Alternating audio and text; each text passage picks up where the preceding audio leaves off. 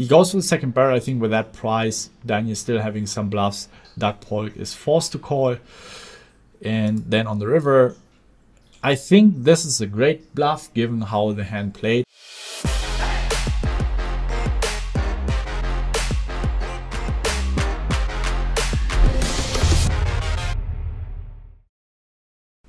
What's up everyone, welcome back. Today first video here out of our new apartment and my new office, which I'm very excited about. Moving went rather flawless, which I would have not expected. Of course, we still need a lot of work. I might change the setup. I'm not really 100% sure if I'm going to stay in this position. I will very likely also get more furniture into my office. But as it is right now, it's enough to get things going, to kick off things with a new video. And today I'll be looking into the first session that has been played between Doug Polk and Daniel Negreanu, and they have played some very exciting hands, and I would say we jump right into the action. Daniel, yeah, I would say crushed the first session. Of course, I wouldn't say he was necessarily running that hot. I think he played very unconventional. So as you might have remembered, if we look into the very first hand, the king 3 off, where he open race pre, Doug Polk defends his big blind and is checked through the river, and Daniel was playing very tricky. And I've also seen that in some other spots where, if you remember the 6-5 suited hand where he turned a flush, he checks back the turn after facing a flop bet and then raising the river. I think that Doug Polk was maybe not prepared for that. It was, I wouldn't say I would have played it better or differently. I was just something that you won't experience a lot of the time when someone checks, especially 2 streets, and then he raised the river, because you're essentially only doing it if you river a miracle hand, right? So that means that it's not going to happen a lot, so you're not necessarily that experienced in those spots. So I was very surprised that Daniel Negreanu was playing that trappy. Maybe he has detected a leak in Doug Polk's game, where he has been reviewing some footage and he has seen or discovered that Doug Polk is very, very aggressive once he faces a lot of weakness on previous spots, and then he attacks delayed bets. So essentially meaning that he checks back the flop, checks back the turn, and then places a bet on the river. So yeah, that was very interesting to see that strategy from Daniel Negreanu. And if we look into some of the bigger pots, I mean, those weren't big pots, not like the biggest pots, but definitely key hands for me personally, because it was interesting to see the approach of Daniel Negreanu there. Also, what I've experienced, that Daniel Negreanu actually also was very, very good in his pre-flop strategy, I would say. He was 3-betting a decent amount of time, not super aggressive. He was picking some speculative hands, and he was also 3-betting his ace-jack, which is super standard, of course, and also like his Broadway hands to a certain degree. So that's very important. So he was not playing too passive, which is very often the big league of not so experienced heads-up players. One of the biggest hands of the matchup, where Daniel Negreanu holds queen 6 suited against Doug Polk's queen 10. The flop comes 9-5-8, single raise pot, and I think Daniel has a very standard bet on the flop with his queen high. I don't think you want to be checking that particular combo, because you get him to fold ace deuce, ace 3, king highs. Of course, you're not going to get him to fold queen 10 or queen jack, but you still have outs. So if I would check back a hand, it would be something like a6, king 7, those type of hands. Also, he can barrel those hands out of on the river, because a hand like king 6, a6 is very likely they're going to be calling 2 streets, right? So very good to see that Daniel opts to bet on the flop. And I think Doug just wants to call this combo. If he has a backdoor flush draw, let's say he has queen 10 and diamonds, it's more appealing to raise this hand. I also think that he has still enough showdown value against hands like 10-7, any kind of like jack 6, jack 7, something like 6-4 type of hands. So I think that's why he opts to call his hand. If he has like 10-7 himself, when he misses his draw, he can still fold out queen jack, queen 10 out on later streets. So I really like that Duck is just calling. Of course, raising wouldn't be a terrible mistake, but you want to have your frequencies under control, especially if you play against someone who can certainly make hero calls. So you don't want to be too out of line. And then very often, or you have a very strong draw, something like Jack 10, but if I only have a gut shot, I usually try to pick hands that still can draw to the nuts, but also have the added benefit of folding out better hands. So something like Jack 7 or 10-7, for example, is pretty good. Let's continue. And the turn is the 7 in hearts, which brings the straight for Daniel and the flush. And we see the same here again. What he does is checking back the turn. I'm not necessarily saying it's bad, because he essentially turns the word. So now he has a straight and a flush. However, the way I've learned poker and what I've encountered throughout my studies is usually when you have a straight, you want to keep betting. I mean, Duck is certainly going to be calling any 9. He can still have 9x with a hard draw, 5x with a hard draw. He can have a 6x hand that he's free rolling against. If Duck has something like 10-9, 10-8, 10-7, 10-5 suited, maybe he floated with King 10, he's not going to go anywhere, right? And he might still be sticky with an 8. Daniel is not representing a lot of value hands unless he has a 6, and he would be checking back something like pocket queens or pocket kings, right? So his betting range would be very polarized. So Duck is still going to be continuing with a lot of hands. Again, I think if Daniel, that's the way Daniel has prepared himself, that he wants to play a little more trickier, because Doug Polk is going to be, you know, playing overly aggressive on rivers when Daniel is checking back the turn. It makes a lot of sense. That's where the exploitative aspects of the game are coming into play. You should definitely consider that.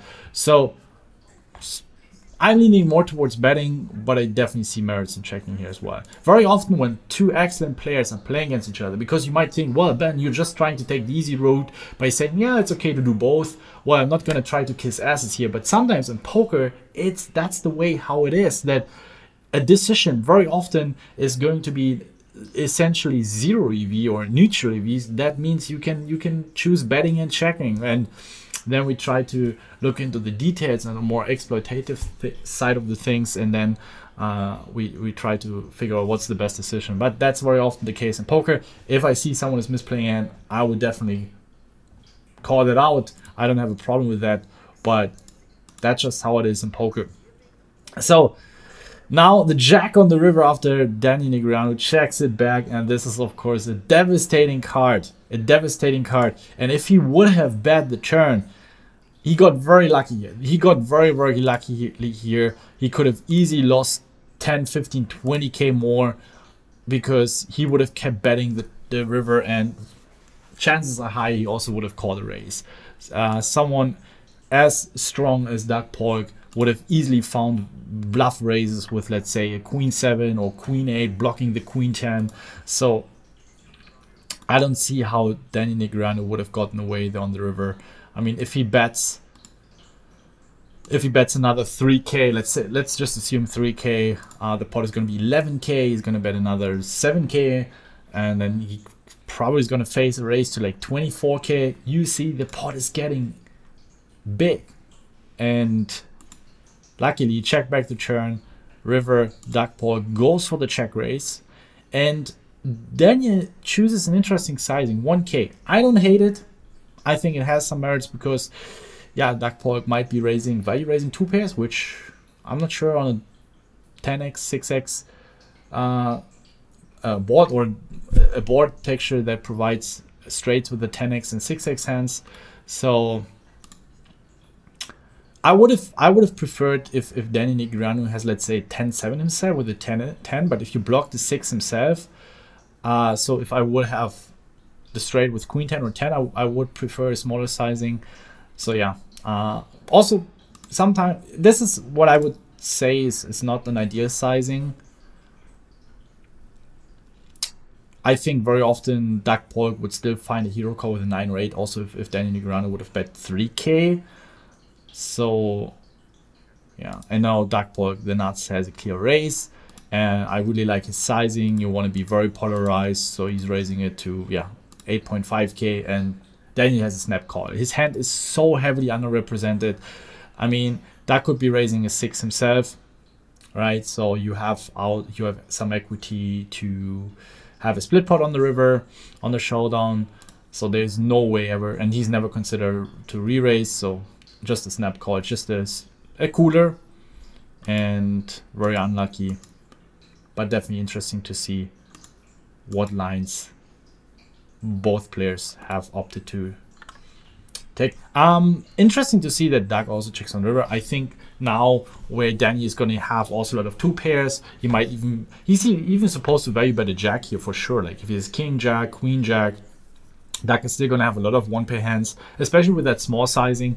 So I think now Doug, he should either go very big or check, but I think this is just a spot where checking makes a lot of sense with your hand, where you are not blocking any 6x in case Daniel has slow played it. Maybe it's a readjustment when Doug knows, okay, Daniel is capable of slow playing a lot. All right, then let's check our uber nuts on the river. And then now with Daniel having also a very strong check back range and still all his bluffs in his range, then it makes a lot of sense to start checking. When your opponent is start checking a lot of strong hands on the turn, then if you river very strong hands that beat those hands, you want to start checking more to basically re-exploit the fact that your opponent's checking range is quite strong, and of course he's still gonna have a lot of bluffs in his range. Let's jump to the next hand, the king 9 against ace queen. That's where things are getting very heated, which I would have thought would be happening anyway. I felt like these guys have been friends for 20 years and they finally met. I don't know what was going on. I'm not saying that I wanted to see a fist fight, but I was very surprised. I would have thought it would be a little more heated. Maybe, you know, some remarks about certain plays or about what was happening online. I was a little confused, close to a little bit of awkwardness. I mean, that was definitely a lot of history involved there between the two of them. But yeah, it's good that things are friendly, right? Enough shit happening in the world, but still, I was very surprised. So king 9 off here, open raise, ace queen, very standard 3-bet, and Negreanu decides to 4-bet this combo. I really don't like this. I think you should be suited, and then you also want to be unblocking a lot of bluffs. So what are Doug Polk's bluffs going to be? Something like queen 9 suited maybe, or like 9-6 suited. Like, you don't really want to have an 8 or 9 in your hand. I think you want to be having a low card. So something like an ace 4 suited, totally reasonable to fold out all the bluffs and still having good equity if called. I lean more towards calling though. The combos that I would like to see 4-betting here would be like suited kings, like the king 5 suited, maybe even the queen 5, queen 4 suited is totally reasonable, still blocking a lot of value hands, unblocking pretty much most of the bluffs. So, and yeah, suitedness, they're still quite deep if called. Flopping a flush draw, then making a flush is so damn important. You don't want to be offsuited. If called, he's going to be heavily dominated. I mean, running against ace queen is probably one of the better outcomes that he can hope for. So not a big fan of this 4-bet, especially against someone as strong as Doug Polk. That's a poor choice of combinations here. I think king 9 is just a standard call, king 9 off. Again, that's why, because you still had against so many bluffs, like the 10-9s, jack 9s, 9-8 suiteds, 9-7 suiteds. And I think if he 4-bets, yeah, Doug Polk still might be floating with some of those, but if he has, 9-6 suited, he's not going to be calling. I mean, maybe a 9-7 suited might not be calling. I think the strongest suited connectors, like 9-8 suited or 7-8 suited, might still peel a 4-bet, but then the weaker ones, might be folding. Yeah, and Doug, I think they still have too much behind to jam. There's 44k behind. I think it would be profitable, but I think calling, dominating still a lot of his bluff is fine. And then, I mean, given the hands that Daniel might be 4-betting here, king 9, I think on this flop wants to bet, folding out some 6-outers. I mean, of course, he's not expecting Jack Polk to have ace queen ever. He might prepare. Jack Polk now already starts struggling with his, let's say, pocket sixes, sevens, eights that opted to 3-bet, which can certainly happen with a certain frequency heads up. So now basically with the second barrel, Daniel is attacking the pocket nines to pocket sevens. I think a 10 is not, I mean, as a 4-bet pot, a 10 might start folding if he has like 10-8, 10-9. But also then you block those with a king 9. That's the problem with that hand. Like if you have king 5 suited, you unblock a lot of these flop floats now, right? Like 10-9 suited, 10-8 suited that opted to call a 4-bet, queen 10 suited or king 10 suited type of hands. So I would really prefer the king 5 suited, king 4 suited, even king 3 suited way more than the king 9 off here. He goes for the second barrel. I think with that price, Daniel's still having some bluffs. Jack Polk is forced to call. And then on the river, I think this is a great bluff given how the hand played. I don't necessarily agree with the pre-flop play, but on the flop and on the turn, I think he has to fire this combo. He's not going to be necessarily 4-betting a hand like 9-8 suited or 7-8 suited. I think those are just calling. I think as we see here, his tendency, he likes to be playing those high card hands more aggressively. Maybe he overvalues the effect of the high card hands, a6 and king x. So we might expect Daniel is bluff 4-betting more a6 and king x, which I'm not saying is a terrible mistake. Just very easy, especially with the off-suited combos to be out of control with your frequencies. And then he jams the river where Jack Polk is going to have all the king queens, some ace queens, which Daniel probably knows. Then he has like let's say all the king x and diamonds, right? He's not blocking any diamond draws. If Jack Polk has something like ace 9 in diamonds, ace jack in diamonds is not folding anyway, but like ace queen in diamonds, or maybe a weaker suited ace, it can all happen in heads up. So you definitely need to wager that in. Then of course something like queen 9 suited, that Jack Polk can have all the king queens. So I think it's a great shove on the river. That's probably the street that I agree the most with. And now, yeah, Jack Polk has an easy fold there. I don't see how we can ever call there. Sometimes you never know in GTO Wonder World, and this is also again the way I would approach the game, the way I would play it. So I might be off in certain spots as well. So if you look up some Pyro Sims, I might be wrong GTO wise, but that's totally cool. It's not possible to know every single combination by heart, but this is how I would approach the hand. You would have played it differently, and that's totally fine. So always take it with a little grain of salt. Then the king deuce against ace 4, single raise pot. Daniel bets it very, very small. Again, bit tricky here. I'm not saying it's bad, but definitely a little unusual. He bets 400 into 2K. Against that small sizing, I think it would be viable to raise your ace 4 just to protect against the 9-8s that want to fire a cheap bluff, and you still have equity. And Daniel then bets again.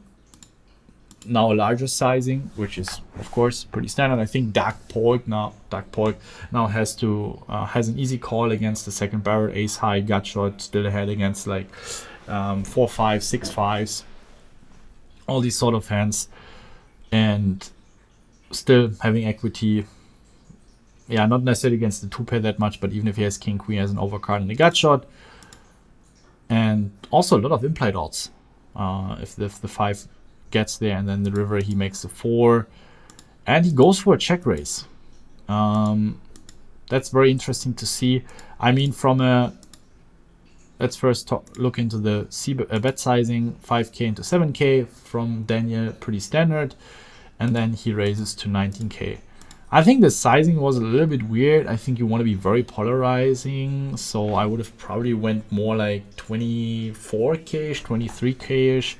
Not a big thing though, just the sizing I would choose on the river.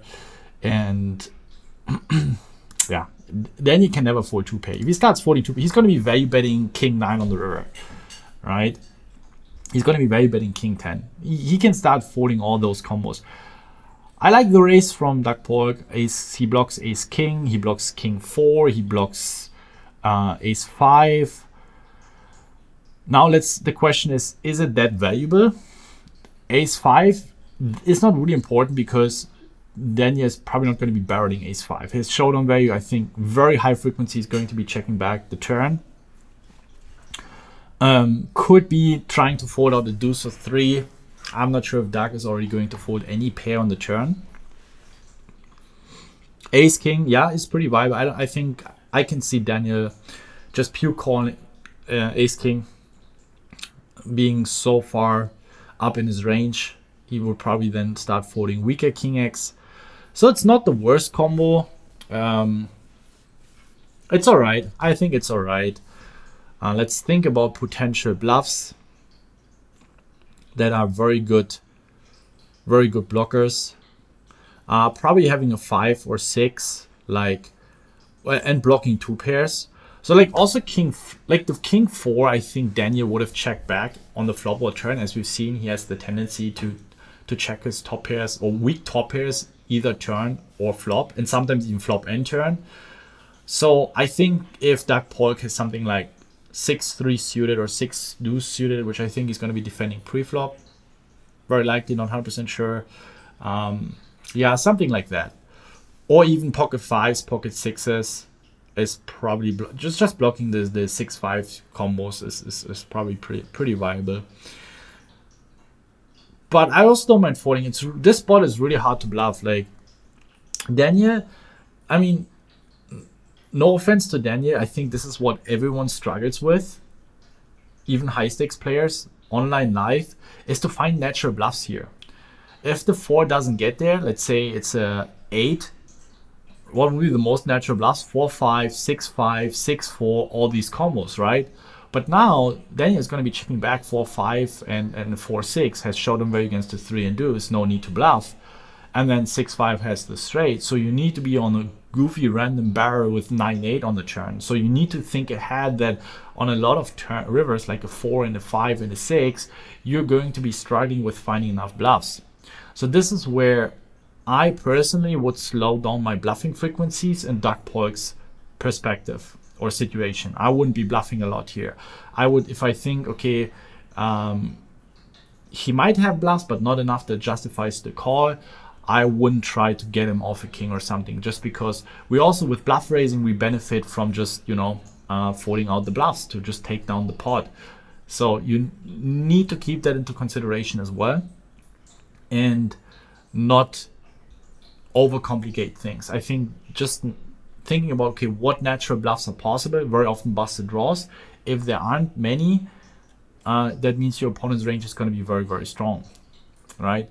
But still, just because your opponent can still have a few bluffs doesn't mean that you can always call, because we need to consider the odds that we get and the amount of time our opponent is going to have a value hand versus a bluffing hand.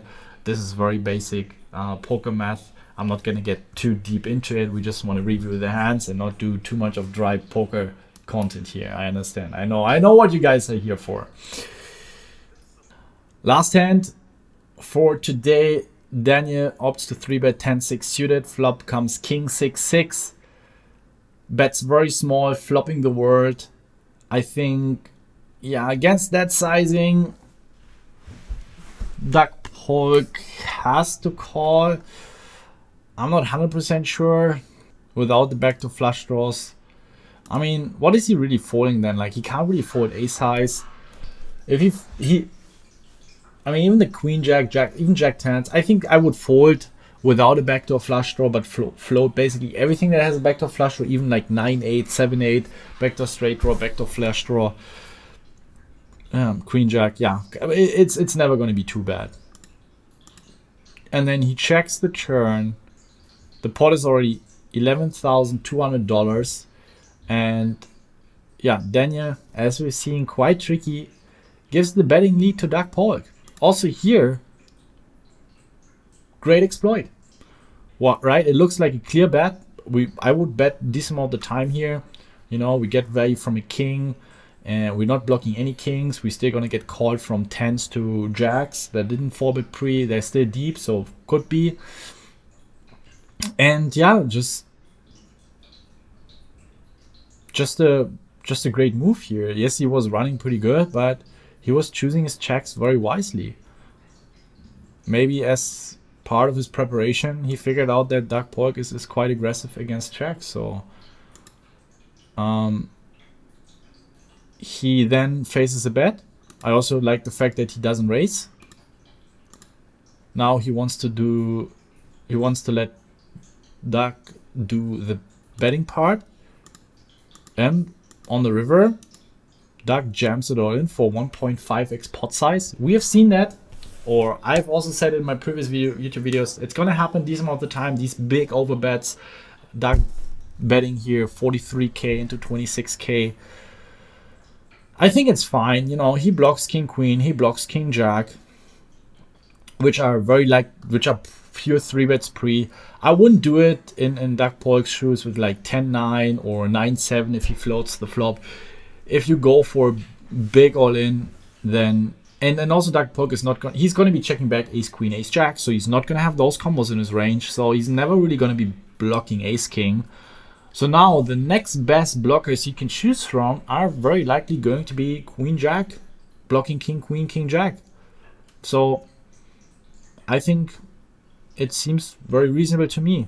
Yeah, Daniel is sometimes going to have a 6, happens, but as we've seen, or as we know, more often you're gonna have Daniel is going to have a top pair here with ace king. And I also like the sizing. So now he really, because if Doug would be betting half pot or 2/3 pot, Daniel would snap a king. Like no way he would fold after that action. So this is the sizing where even he starts thinking with trips, right? So chances are high against this sizing, against that massive action, Daniel would have folded a king a decent amount of time here. So I really like Doug Polk's play. Unfortunately, it doesn't work out, but he's showing some big balls here. And that's great to see. That's what we want to see, right? They are battling, and unfortunately, it didn't work out for him. And he tanks for a little bit, flicks in the call, scoops the pot, and he is up at the end of the day, I think, more than $112,000. The stakes they're playing is only 2.5 buy-ins. It's a small lead, but only 200 hands. Now they're back to online, and I'm very, very excited to see how they will battle it out against each other on the online tables. That's where most of the action, or pretty much all the action now, is going to happen. So stay tuned, guys. More updates are coming, more content and hand reviews are coming.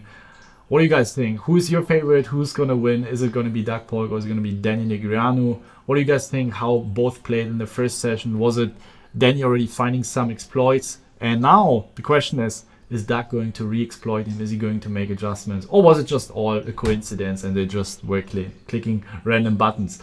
Let me know in the comments, guys. Don't forget to subscribe and to like, and then see you guys in the next video.